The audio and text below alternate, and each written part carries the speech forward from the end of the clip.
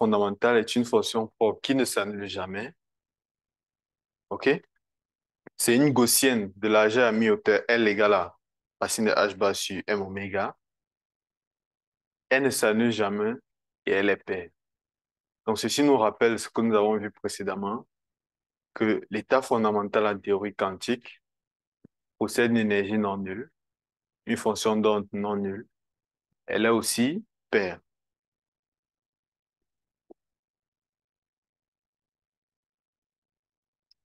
OK? Donc, ici, nous avons fait quelques transformations. On a vu au slide précédent que si l'on transformait A croix en fonction de U, on trouvait ceci. Donc, en venant remplacer ici, on voit que A croix appliqué N fois à 0 nous donnait quoi? Ça nous donnait,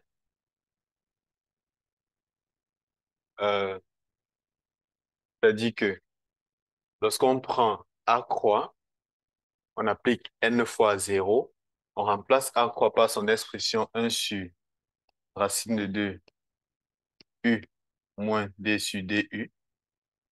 OK? Et comme ici, on a la puissance n, ceci nous donnera la puissance n. Ceci aussi sera la puissance n. Et le bras de u appliqué à 0 nous donnera ceci. OK?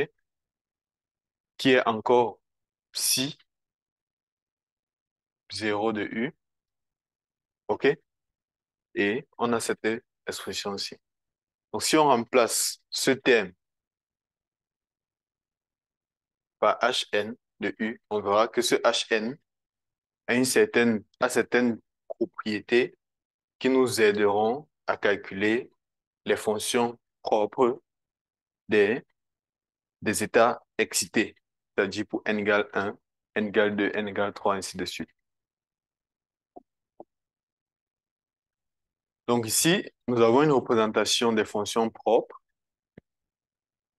Donc on voit que l'énergie de l'état fondamental, c'est 1 demi. OK? Bon, lorsqu'on divise par h bar oméga, c'est-à-dire si on prend les le système adimensionné, sans dimension, l'énergie nous donne 1 demi au lieu de h bar oméga sur 2. Et on voit, comme nous l'avons dit précédemment, que cette fonction d'onde est paire, c'est-à-dire symétrique par rapport à l'axe des ordonnées, et ne s'annule pas. Et les énergies, les fonctions d'onde, ou alors les états, les fonctions d'état des états suivants sont aussi représentées. À présent, nous passons aux états cohérents. Donc, c'est quoi les états cohérents? Les états cohérents sont encore appelés états quasi-classiques. Pourquoi?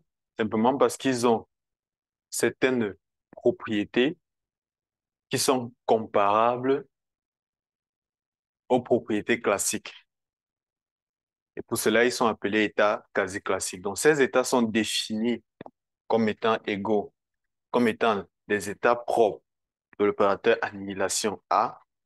Et leurs formes générales peuvent se mettre sous cette forme, peut s'écrire comme ceci. OK? Et ceci est égal à ceci. Donc, ces états sont non orthogonaux entre eux et vous pouvez le démontrer facilement. Donc, vous pouvez simplement voir que si vous prenez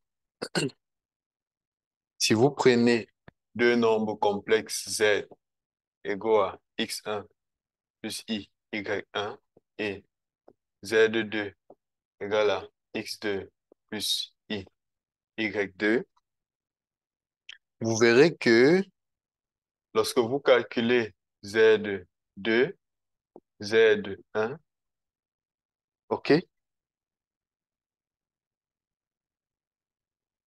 ceci vous donnera, euh, ceci vous donnera exponentielle de moins x1 carré plus x2 carré plus y1 carré plus y2 carré fois exponentielle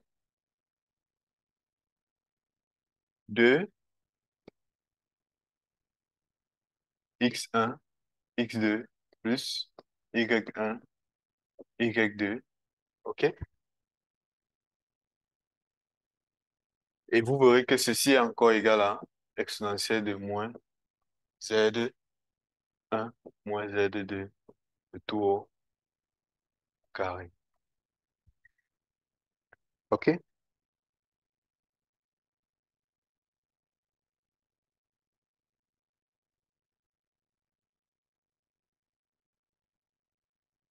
Donc, vous pouvez aussi vous servir du fait que lorsque vous prenez z1, ceci vous donnera, d'après cette définition, ceci vous donnera la somme de z1, OK, puissance n,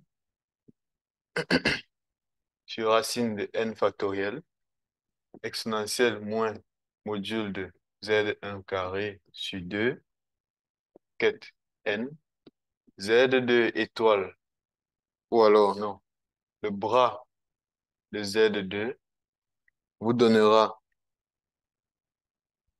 la somme des z2 star puissance n sur racine de n factoriel exponentielle de moins module de z2 carré sur 2. Bras n. OK? Donc, si vous prenez le produit scalaire z2, z1, ceci vous donnera exponentielle de moins 1 demi module de z1 carré plus module de z2 carré. OK? Voilà, somme de, quelle somme? Z2 star Z1, le tout à la puissance n sur n factoriel. Et vous verrez encore que ce terme-ci n'est rien d'autre que l'exponentielle de Z1, Z2 star. OK? Et si vous prenez donc ce produit scalaire au carré, le 1 demi ici disparaîtra et ici vous aurez un 2. Et simplement, en appliquant dans ce que nous avons expliqué précédemment, module de Z2, Z1 au carré ne sera rien d'autre que exponentielle de moins facteur de module Z1 carré plus module Z2 carré fois exponentielle de 2Z1 Z2, qui n'est rien d'autre que exponentielle de moins Z1 moins Z2 de tout au carré. Donc, n'hésitez pas à poser des questions en commentaire à la vidéo si vous rencontrez des quelconques difficultés lors de ces différents calculs. Donc, on verra que les états cohérents forment aussi ce qu'on appelle une base sûre complète, c'est-à-dire que cette base est plus que complète, ou alors il y a suffisamment d'états cohérents dans une base d'états de cohérents pour que pour que la base soit complète. C'est pour ça qu'on parle de base surcomplète. Donc, ici, on verra que pour mieux étudier les états cohérents, il est plus facile de définir deux opérateurs qui sont respectivement qui sont les opérateurs de translation.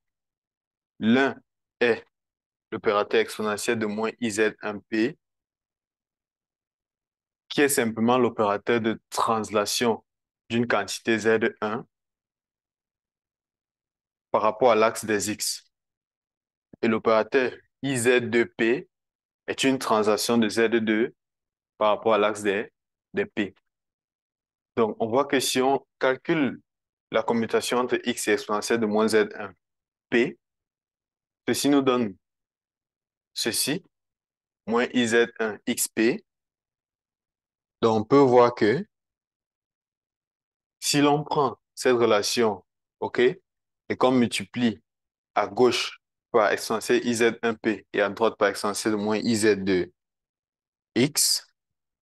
on aura, on aura exponentielle de IZ1P, OK,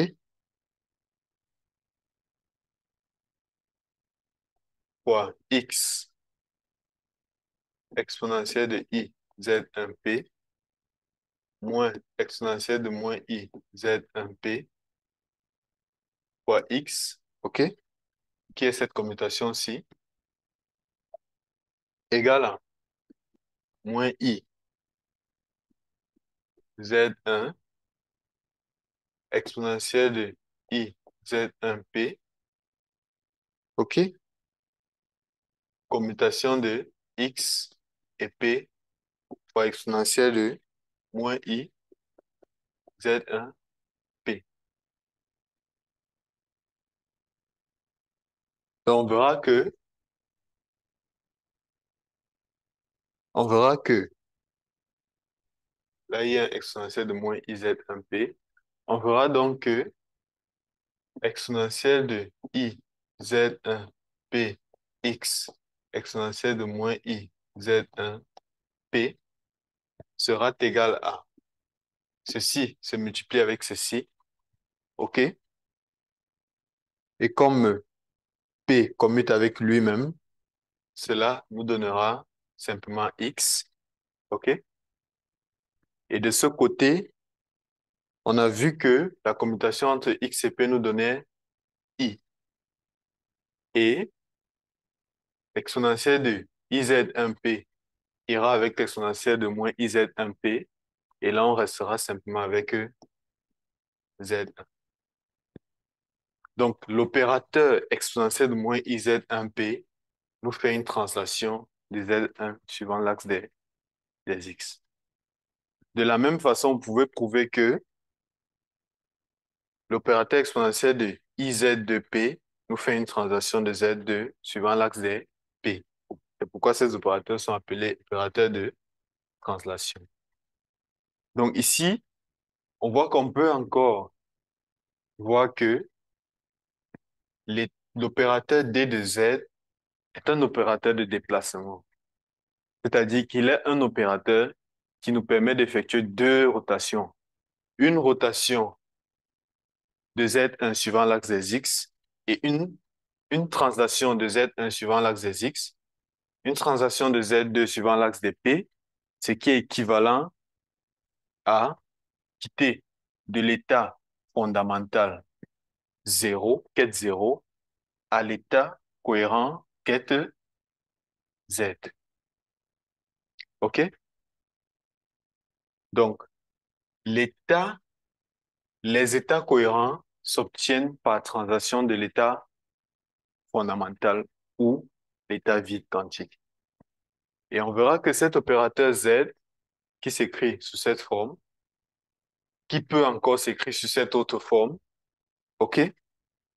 Peut encore s'écrire sous cette autre forme, a certaines propriétés intéressantes, à savoir le déplacement de 0 est une identité, OK? D croix de Z est encore D de moins Z qui est encore l'inverse de D. D croix égale D croix D qui est égal à I.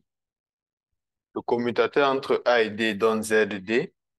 Commutateur D croix AD donne A plus Z et D croix A croix D donne A croix plus E, Z star.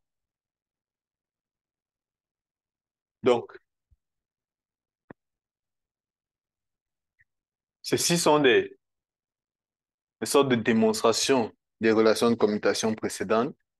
Donc, si on veut prouver que la commutation entre A et A croix puissance N donne N A croix puissance N moins 1, on peut simplement se servir de la propriété disant que commutation entre A, F de A et B donne la commutation entre A et B fois la dérivée de f par rapport à a. Donc, ceci, vous pouvez toujours avoir ce commutateur en disant qu'OK, euh, ceci est encore moins la commutation entre a croix puissance n et a. Et votre f de a dans ce cas sera a croix puissance n, qui est une fonction de a croix. Et en appliquant la relation, vous obtenez n a croix puissance n moins 2. De la même façon, vous obtenez la commutation entre a et exponentielle z a croix. Donc, si on essaie de calculer la commutation entre z a croix et z star a, ceci est encore commutation entre z a croix et z star a. Ceci est encore quoi? Z, Z star, ok? A croix A moins Z star, Z A, A croix. Ceci, c'est module de Z carré. Ceci, même chose. Donc, on aura module de Z carré, facteur A et, du commutateur de A croix et A. Or, le commutateur de A croix et A, c'est moins le commutateur de A et A croix. Donc, ceci nous donnera encore moins le module de Z carré. Maintenant, la commutation entre Z A croix et le commutateur de Z A croix et Z star A nous donne quoi? Donc, si vous prenez une relation comme celle-ci, vous pouvez simplement vous dire, OK, on a déjà calculé la commutation entre Z A croix et Z star A. Donc, si je veux calculer la commutation entre Z A croix et, et ceci, je peux simplement remplacer ce commutateur par moins Z, moins module de Z carré. OK? Et comme ceci n'est pas un opérateur, il est simplement une grandeur réelle, alors ce commutateur nous donnera 0. J'aurai le même résultat si je remplace Z A croix par Z star A.